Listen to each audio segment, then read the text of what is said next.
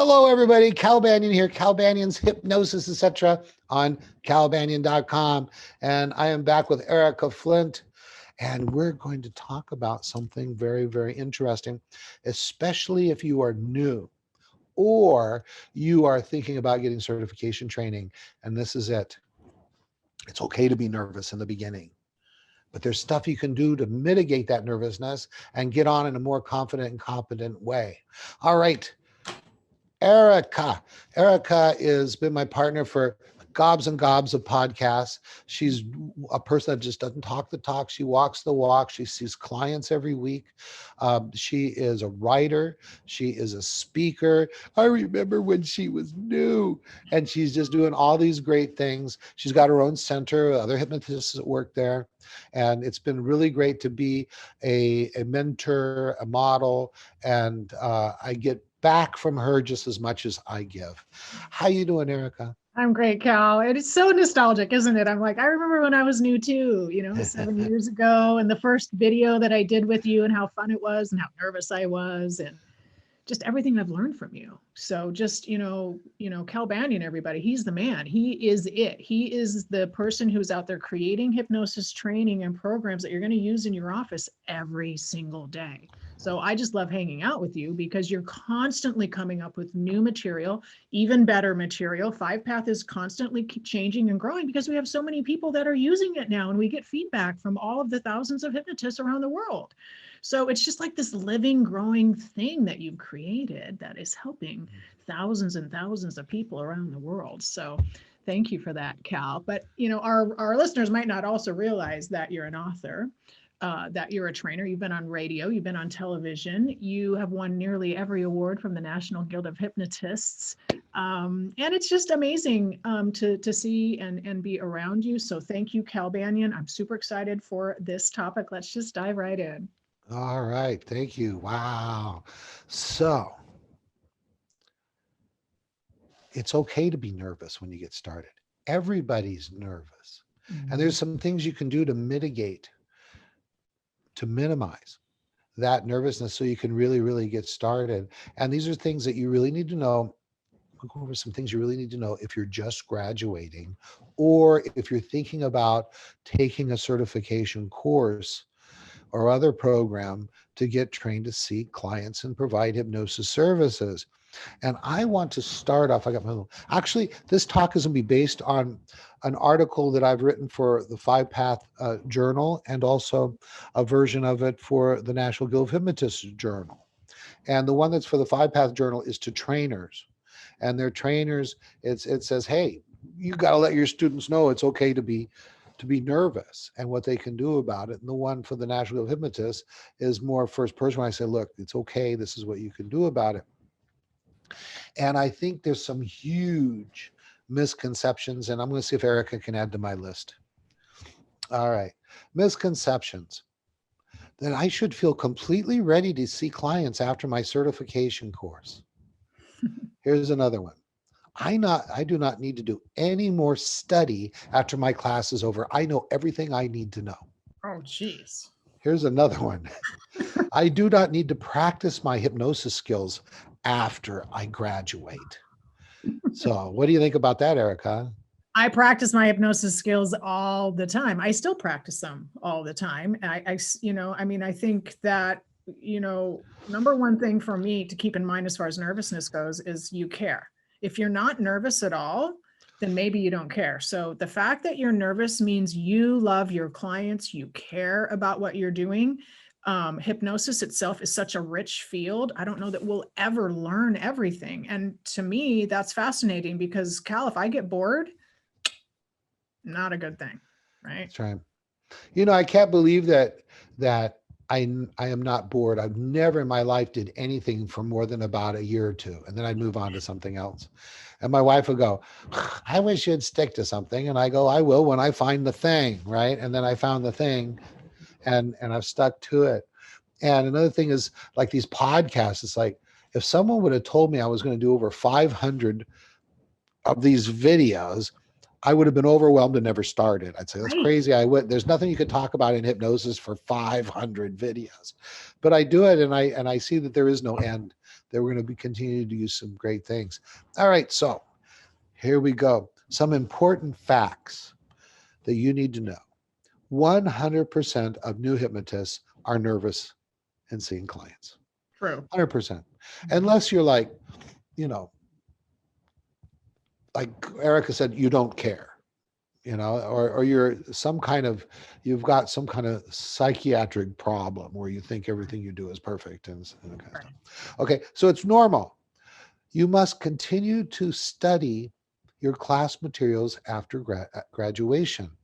Now, I'm presuming you go to a good course, okay, and it has everything you need in there to get started. But, I teach classes all the time, have for, years and years. And I observe in my students that by the third day and fourth day, some of the stuff from the first day is already starting to fall out of their heads. Your brain can only process so much. And one of my favorite sayings is, repetition is the mother of learning. You need to be able to repeat. And in class, there's never enough time for you to read, reread, discuss, implement. It's just not possible. Okay. Then you must go beyond knowledge and build skills. That I don't care if it was a month-long course or a 2-year-long course or a bachelor's degree or a master's degree or a PhD, all those helping professionals continue to build their skills and were nervous when they first started. I remember when I was a budding psychologist, I was seeing my first clients at the University of North Dakota Psychology Center, where you'd give free services to students. Okay. And that was scary. I mean, I've been studying for like 6 years, if you count the undergrad and the master's degree, and it's nervous. You're going to be. And there I had 6 years of training. You're nervous. And guess what?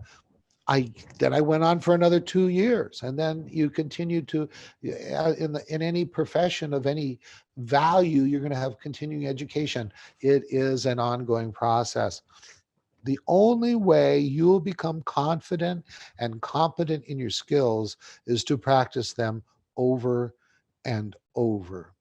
And so, Erika, we make people do that in class, don't we? We sure do. And, we hold a really hard line there too. It's like we want them to practice before class. We are going to be supervising them while they're in it. And not all students, they get a little nervous the very first time. But I'll tell you, Cal, and this is true, by the third day, second day, like there is such massive improvement because of the practice. Students are overwhelmed in a positive way, and they're already knowing that they can do this just because of the experience in the first few days. It's a class done properly is like learning a language through immersion. I mean, where you're like, everyone you're going to see this week speaks Spanish, so you're studying Spanish, and you can't eat breakfast unless you speak Spanish. You don't know where the bathroom is unless you speak Spanish, and it really accelerates things. And it's so cool to watch over the day after day, the people just like, wow, you're doing so much better than a couple days ago. And the confidence and competence begins to build. And they're so impressed with themselves. They're like, I didn't think I could do this. And now they're like, geez, it's only been 3 days of class. They felt like they've been in class for a month because of all the learning. And it's kind of like a time warp, mind blown thing for students in class. I really enjoy it, actually. Yeah. One of the things I observe is, in the beginning, exercise 1, read the hypnotic induction, not sounding like you're reading it, trying to match the pace, the tone, an affect of that's appropriate for that induction, modeling the instructor. You're not hypnotizing anybody yet. And as soon as you start to get that down, boom, we put someone in front of you. And guess what? If you do what you did, they're going to get hypnotized. And then once they start doing that over and over again, then we say, okay, boom, now you're going to do an eye lock test. So you hypnotize them and do an eye lock test.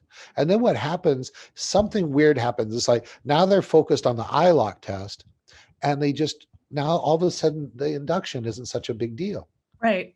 right? It's just like it's the doorway they go through to do the eye lock test. And it's really what we want them to do. New hypnotists are like, oh, I know, I need to know how to hypnotize someone. Hypnotizing someone's easy. Okay. That's the easy part. Just it's like, registering for a class. You've got to fill out the paperwork and then you go to the class. Well, you got to do the induction so you can get on to the rest stuff. Yep. Then the next day we're having them do induction, deepening, eye lock, arm catalepsy. And now they're all like, oh, stressed out about doing the arm catalepsy. And all of a sudden, somehow focusing on the arm catalepsy, it's so easy doing the eye lock, right? And it's like we just keep doing it. And we have that coach right on top of them, right there, coaching, helping. If they make a mistake, boom, we fix it right away, because repetition is the mother of learning. We don't want them to practice incorrectly. Right. Good. Tell me a little bit about your experience with that. Yeah, I think it's fantastic to be able to watch them in real time. That's really where the effective part is, where they're going to practice. They're going to practice a second time. They're going to practice a third time. So we really get to drill it into them. One thing that I've noticed, Cal, as well, is at the beginning, there's a lot of students who have these what if questions. And I know you've got these what if questions before, but I think it's important to point out that a lot of students, well, what if my client does this? And what if this happens? And what if that happens? And that's an okay way to think about things. It's kind of a worst case scenario sort of a thing. But the reason I'm bringing it up is because I get those questions a lot with new graduates, and then I continue working with them. And over time, what tends to happen is now they're reporting to me, oh my gosh, Erika, this is what happened. And this is how I dealt with it. And it was perfectly fine. So they're coming to me with these what if questions, but then after working with clients, it's more of a report. Here's how I dealt with it. And it went just fine. Here's how I addressed it, and it went just fine. So the level of training that our grads are getting through this particular program is much deeper than a very particular specific path. They know what to do when other things come up. Right. Thank you for that. Because one of the things we do is we don't just work on skills, we work on principles. Mm-hmm. Because when the weird stuff comes up, you can't fall back on a skill you don't have. But you can fall back on a understanding of how things work, and then you can adapt to something that is idiosyncratic to that individual or something you haven't experienced before. And one of the things we really focus on in class is, hey, we're going to drill. See, my first job as a trainer was in the military, and I understand the power of drill. Most trainers don't understand the difference between education and training. Education is blah, blah, blah, read, right? Watch videos, listen to audios, blah, blah, blah. But that means you can't learn to play tennis by reading a book. You got to get in the court, right? And hit some balls back and forth.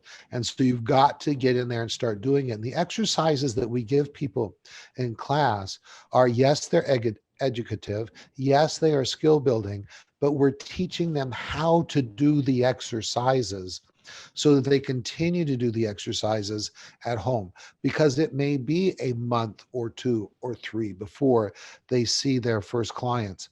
And so they need to continue to do that. For example, a music teacher teaches you drills, and you are expected to then go home and do those drills, those scales, those exercises. And that's what professionals do, right? Yep. A lot of people don't like this. They don't like to practice. They really don't. They'll fight it. But I think one of the best things that you can do is record yourself doing an induction and listen to it. And if you're sitting at home or wherever you're listening to this right now and thinking, I don't want to do that. Well, you're right. Most people don't like to take it to that level, but that's what Cal's talking about here. That's what professionals do. I sat down and did the 5-path induction. At the time, it was called something different, but recorded it a bunch of times and listen to myself. Yes, it was painful to hear my own voice and some of the mistakes, but that's what we do, Cal. We do that. We show up, we do our practice. We are in training. I'm in training to become a better hypnotist and a better human every day so that I can show up and serve my clients to a greater degree, because that's what the world needs right now. It really needs people like us stepping up. The world needs more superheroes right now because it seems like it's crumbling. So we all got to step up and do some awesome work, right, Cal? That's right. You know what superheroes do? Superheroes accomplish things, get things done when nobody else can, because they have a superpower, right? Yep. And that's the role of the hypnotist. We help people succeed when everything else has failed. All right. So I'm going to go on with this theme of that's what professionals do. And so musicians, guess what they do? Practice scales, practice songs, record themselves, listen, and that's what professionals do.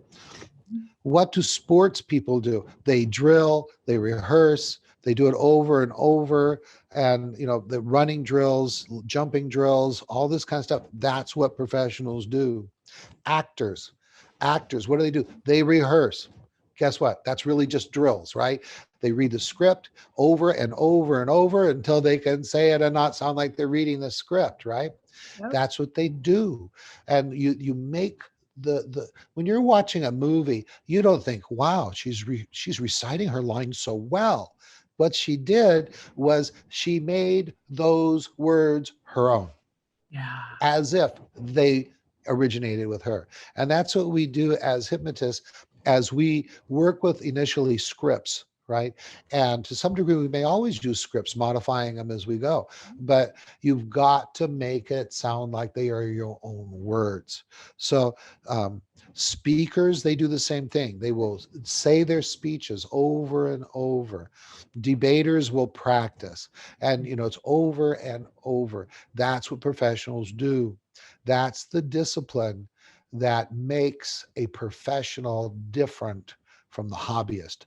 The hobbyist only basically practices when they're having fun with it, but the professional will drill. And it's very important that the training and the instructor that you pick has that mindset.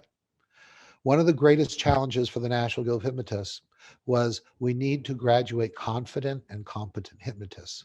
And the problem, and I've been coaching on them in a long time, is you've got to do drills. You've got to do practice. You can't say, hey, go home and practice this. It needs to be supervised by somebody that knows what they're doing. So that, where does confidence come from? Real confidence comes from success. That's a real confidence. So you're sitting there reading your script, and the instructor goes, you know that part where you did da-da-da-da? Perfect. Where's your confidence now? Bam, right there. But then they catch some little thing. Okay, and they go, okay, this would be right if you did this. Do that for me now. Da-da-da-da-da-da.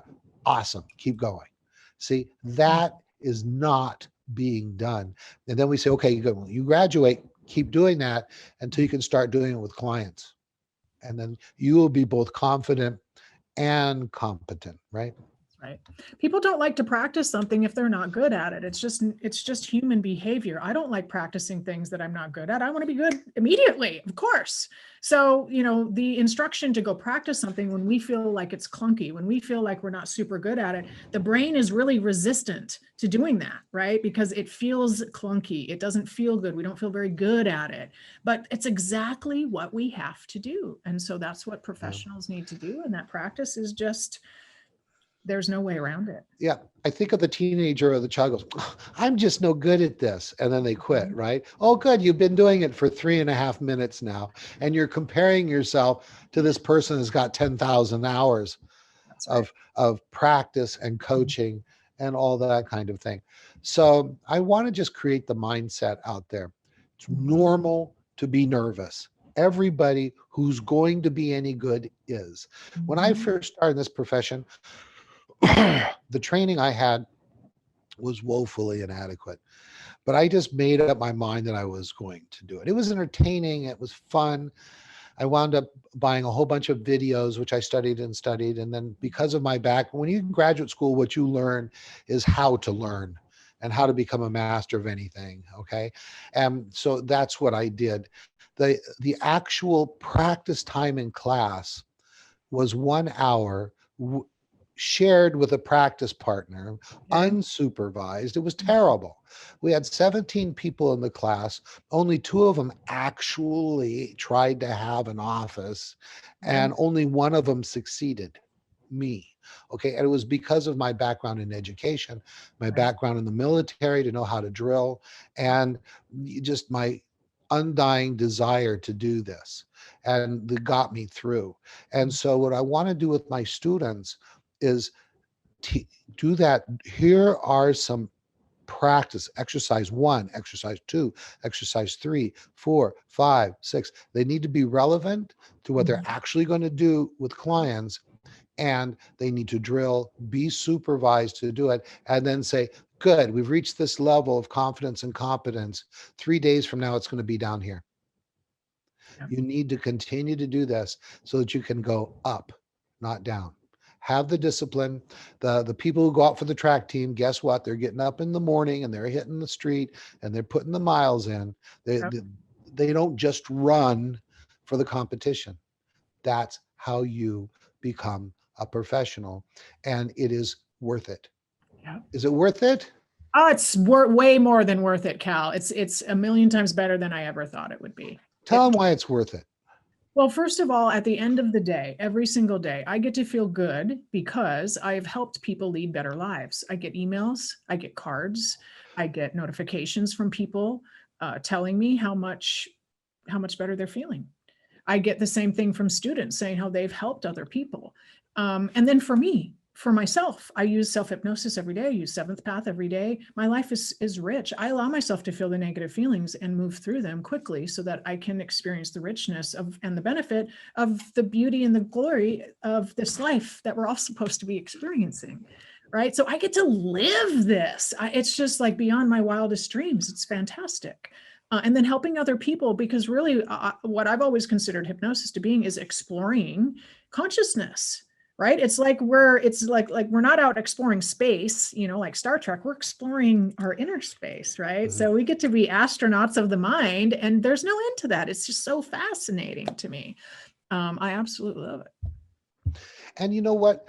I remember when I first got into this profession, I would go to conventions and stuff like that, and people go, "Yeah, you just can't make a living as a professional hypnotist. Nobody can make a living."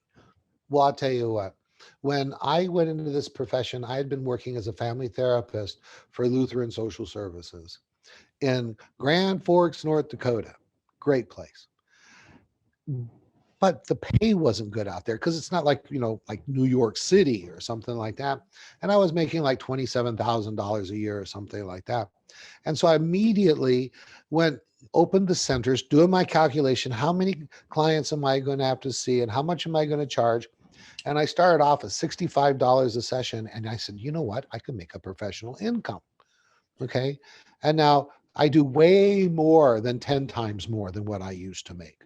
And you can really, if you're serious about this, we can point to graduate after graduate after graduate who go right out of class, dig in, and get going and start building a real hypnosis practice. You did it in a year, Yep. and we can see people do it even faster than that nowadays, right? Absolutely. Yeah. We have it dialed in. We know how to help people do this if you're really committed and willing to put yourself out there, practice. One thing that came to mind that you were talking about earlier, Cal, is like, how do you know what you value? Well, look at where you're spending your time and look at where you're spending your money. And the people who are really committed to hypnosis and being really good hypnotists, we're going to spend our time and money on gaining the skill and experience and practicing these techniques because it's important to us, right? Yep. And you know what? There has never, ever, ever, ever, ever been a better time to become a hypnotist because right now everybody is in tune with doing online. Yeah. Online. You used to have to invest in a physical office, which cost time, money, energy.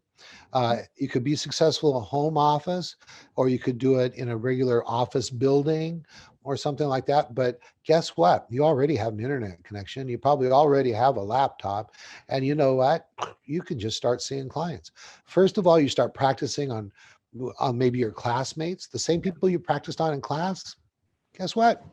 You practice. As a matter of fact, in the hybrid classes that we do, at our center. We have some classes on site, some students on site, some off site, and they rotate. Sometimes they're practicing with someone in Mhm. face to face, and sometimes they're practicing with someone online. We And so get that gives them practice the with both. perfect background, right? To Mhm. then, after they graduate, to keep practicing with their classmates or anybody else online. And then that's the perfect segue into seeing clients online. Never been cheaper, never been more available. It's no longer your neighborhood. Oh, I can't be a hypnotist because I live in rural. Rural's got nothing to do with it. Location is irrelevant. What's important now is that you have an internet connection, which you probably already do, and you have somebody you want to do something with. Have the Yeah. same language, maybe the same time zone. That's about all there is for, or not same time zone, but you can work it out. Like I might be seeing someone in Indonesia in the morning, but for them it's evening. In fact, right Mhm. now I'm seeing someone in Asia, and that's exactly it. She's in the evening, and she's in that time zone of Japan, Philippines, Singapore, that kind of stuff. So I mean, it's never. Back in the day when I was getting started, I had to walk 3 miles through 3 feet of snow just to get to my office, which is almost completely true because it was in Minnesota. In But minutes. anyway, all right, I'm babbling on. You can tell that Eric and I are still very excited about this after, I mean, gosh, we will do a billion sessions, a Yeah, billion. let's do it for sure. Okay. But the other reason, Cal, that people are more open to it, I mean, we do have a pandemic. People are turning more toward alternative therapies. Their eyes are being open. They're like, I can't trust certain things I used to trust anymore. Like I used to be able to trust my having a job. I used to be able to trust going out to dinner. And they're like kind of all whacked out now because of the pandemic. And they're really searching for new and alternative things. So more and more students are coming to want to be trained because they're seeing this too, and more other clients and humans are out there searching for alternative therapies that are going to give them immediate results. So I think there's more than just kind of our side, and more than just the hypnotist side of it. I think the world is changing too, to allow for a lot more hypnosis to take place. Yeah, our profession has been pandemic proof. Yes. The pandemic, that's like all the terrible things that the pandemic has been. Human beings are amazing. We can usually find an upside. Yeah. And the upside is that it forced a lot of people online. They've gotten used to it, and now they're going to want it and demand it. Yeah. Okay. All right, wrap it up. All right, everyone. Thank you for listening and watching today. My name is Erika Flint. It is my great honor and pleasure to be here serving you, answering your questions about hypnosis. I love you very, very much. This is a caring, healing profession. And if you got something out of this today, I hope that you join Cal and I in one of our upcoming courses. You can find me at CascadeHypnosisTraining.com. I have classes coming up in January 2021 and April 2021, and I hope to see you there. Bye for now. Awesome. Thank you for helping me out, Erica. And to the rest of you, Kelbanyan.com. All my training is listed there. It will be for so long as I'm training this. We're right now putting together a schedule for 2021. But if you're watching this in 2025 or whenever, that's where you'll go to find out the schedule and the latest good stuff. All right, that's it. Kelbanyan signing off.